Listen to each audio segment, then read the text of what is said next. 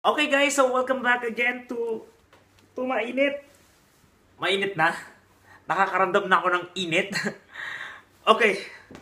Teka, umayos tayo ng konti. So ngayon guys, isi-share ko na po sa inyo yung mga fines at for violations at Dubai Metro. So para po to sa mga kabayan na nandito na po sa Dubai. Ang gulo ng buko. Mainit na siya. Anyway, so guys, ngayon po pag-uusapan natin yung mga fines ha. Kaya makinig po kayong lahat, importante po to. Ito po yung iwasan po natin na gawin, okay? Para hindi po tayo mamultahan sa loob po ng Dubai Metro. So ito po guys yung mga highlight po ng fines. Do not attempt to travel using metro while carrying alcoholic drinks. Unang-una po alam naman nating bawal dito sa Dubai yung alak eh. Okay? Although may nabibili nga tayong alak dito kasi nga allowed po sa mga hotel, sa mga resort, may nabibiling ganun. Pero bawal po talaga isakay yung mga alak, okay? Sa train, kapag nahulihan ka nun, it's 200 dirhams fines, okay? Hindi ko lang alam kung makukulong ka pa dyan, ha? And another one, sit properly. Placing feet on seat is a violation. So, iwasan po natin na nakatungtong yung paa natin sa upuan, sa kabilang upuan. So, umupo na lang po tayo na maayos. Okay, kasi yung fine doon, 100 yun. Okay? Sunod po, do not sell any goods inside metro premises. So, bawal kang maglako. Okay? Kung nagro-royal ka man, o nagtitinda ka ng yema, o nagtitinda ka ng t-shirt, o kung ng ano-ano, wag na wag kang magtitinda sa loob ng metro premises. Or else, mahuli ka at magkakaroon ka ng fine na 200. May tamang lugar para sa mga ganyang bagay. Okay, sunod po, do not use someone else personalized card, I mean. Kasi dito sa Dubai, meron po ditong mga personalized card, di ba po, na you have your picture. So, may mga chance minsan na nagra-random check kasi sa loob. Although bihira mangyari or bihira ka ma-experience. Pero kapag nakita nila na you're using card of other people, maaari, alam mo, nawala nila yon, ginamit mo. So, it's a form of stealing. Multa po yun. So, 200 dirhams yung i-charge po sa inyo o ifa-fine po sa inyo. And another one, sleepy heads. Be careful. Waiting areas, shelters, or any part of transport environment is a no-sleep zone. So, bawal po, not sleeping zone po yung premises po ng Dubai Metro. Kaya bawal po yung natutulog. Okay? So, kung inaantok ka, try to drink something first or put a music sa tenga mo, mag-headset ka, mag-music ka, para hindi ka masyadong antokin. So, ito po kasi nung una, I'm not sure na, bakit bawal maidlip? So, ingat na lang po tayo. Okay? So, wag po tayong matutulog in any part of Dubai Metro premises. And another one, don't play or test with emergency security device, including passing through emergency only exits. Guys, hindi po laruan yun, okay? So, mamumulta po kayo ng 2,000 kapag pinaglaruan nyo po yun. O kapag tinest nyo po yun. Natitest na po yun. Tested na po nila bago po nila ilagay yan dyan. So, you don't have to test it. Okay? Kaya minsan po may mga bagay doon na hindi mo alam, wag mo nang galawin. Mahirap na baka mamaya ma-fine ka pa. Okay, tandaan nyo, remember guys ignorance of the law excuses no one. So, wag po tayong tanga-tanga. Minsan masayang may tanga, okay? Pero bawal sa loob ng metro, sa Dubai Metro, dahil may multa. Okay. Guys, next ay pag-uusapan natin, ito yung mga fine na 100 dirhams yung multa, okay? Causing inconvenience, discomfort, or distress to other passengers in any way whatsoever. So for example, yung gumagawa ka ng eksena sa loob ng train na maaring, alam mo yun, na makaistorbo sa ibang tao. Hindi kayo nagkakanta ka ng hindi naman maintindihan na parang nakakatakot yung boses mo, maaari kang mamulta ng 100 doon. Okay, sunod po is entering cabins or sitting in seats reserved for certain categories of passengers when not eligible to do so. So, may mga areas doon para sa mga disabled. Kaya may mga section naman para sa mga ladies only, di ba may ganon, or family. So, kapag nandun ka during that certain time, kasi minsan may schedule yan na ito, a women's section lang. Kapag nandun ka sa ganong oras, nahuli ka, good luck sa'yo. Multa ka ng 100. Okay? And another one is putting your feet on seats. Yun nga, yung bawal po yon na nakapatong po yung paa mo. Maupo na maayos. And another one is eating and drinking on trains and other prohibited areas. Bawal po talaga kumain. Kasi of course, kalat yun. And they have to maintain yung cleanliness ng Dubai Metro. Of course, it's for everyone's sake naman eh. Diba kasi pag nagsimulang, I think hindi lang naman sa Dubai, diba? I think it's applicable to all countries na bawal talaga kumain at uminom sa mga public transport. Okay, next guys is using lift or escalators in an improper manner. Of course, it's also for your safety na gamitin yung mga to sa tamang paraan. Di ba yung tipong, kita mo na nga may escalator pababa, eh, kailangan mo pang magpadulas doon sa handrails, doon sa hawakan. Pag nagmamadali ka, eh di mag-ninja ka na lang. So, please lang, iwasan po natin yan, okay?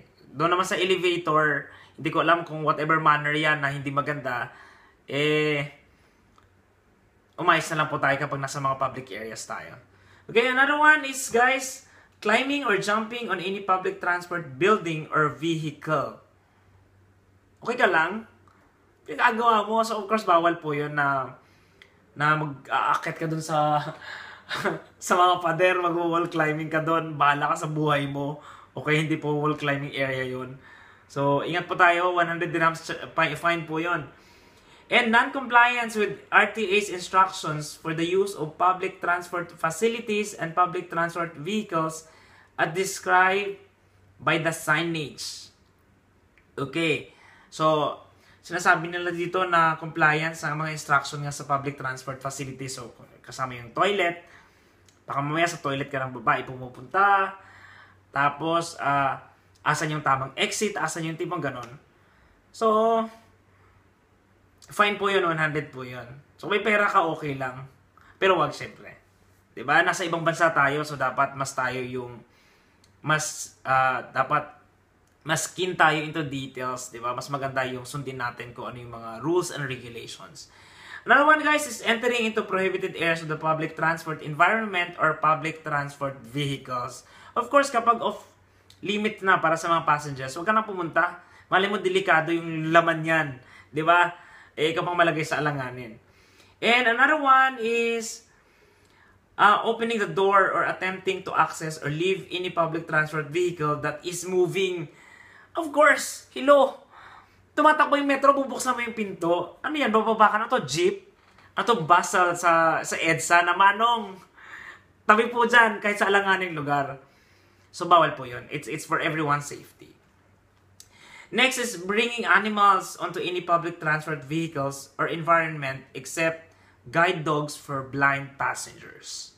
So, reminder po, bawal po tayo magdala ng any pets in any public transports. Okay po? So, may ilang kasi mga bulag na meron silang dog guides eh. So, of course, since makatao naman dito sa Dubai, so, accepted nila yung ganon. Okay? And another one is carrying or using materials or equipment that can cause disturbance or safety hazard to other passengers.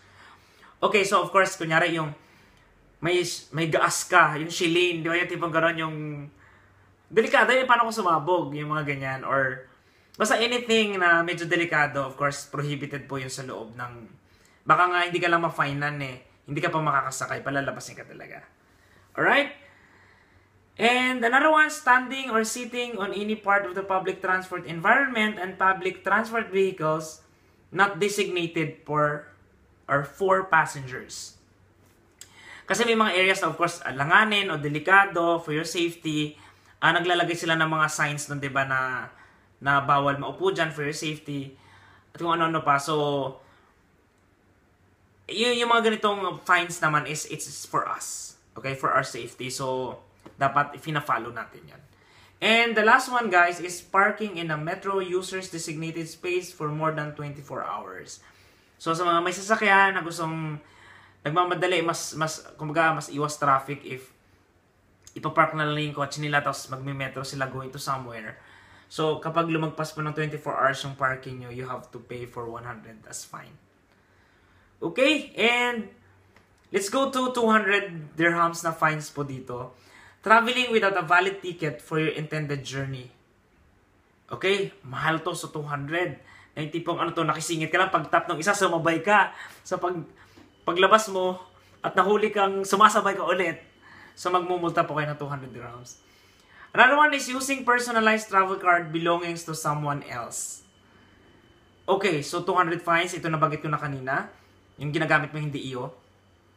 Next is failing to comply with the instructions of RTA's inspectors or authorized personnel.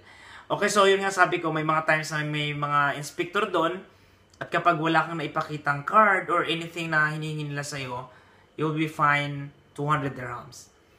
Okay, next guys is using an expired or invalid null card. Teka, expired na eh, paano ka nakalusot? Oh, anyway, basta yun. I don't know how, pero yun nga, magmumulta ka ng 200 dirhamo. And another one guys is selling a null card without permission from RTA. So, tandaan nyo po bawal po tayo magtinda nun. Nabibili ka ng marami, tapos nakikita ka sa labas, nag-aalok-alok ka. So, hindi po pwede yun. Ano to? Retailing, may patubo. So, bawal po yun dito. And another one is spitting, littering, or causing any vehicle stains to any public transport vehicles or environment. So, vandalism or anything na makadumi sa lugar, 200 dirhams yun. So, wag po tayong mag-share ng talent natin sa mga walls. And another one guys is smoking inside any public transport vehicle or environment. So, ibig sabihin, sa metro station lang, bawal po yun. Mas lalo naman bawal sa loob na mismo ng train. Bawal pong manigarilyo doon.